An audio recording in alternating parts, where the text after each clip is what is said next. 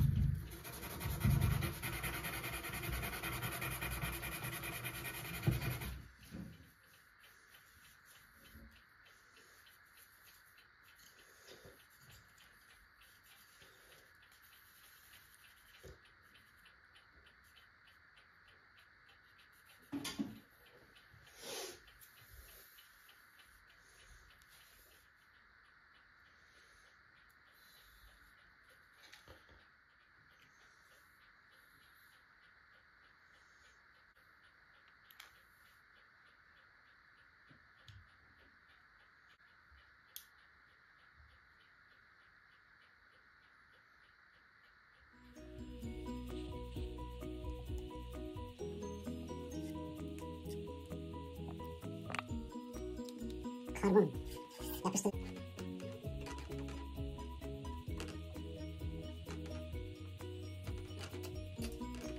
Evet, çektiğin zaman zorlanarak geliyorsa şayet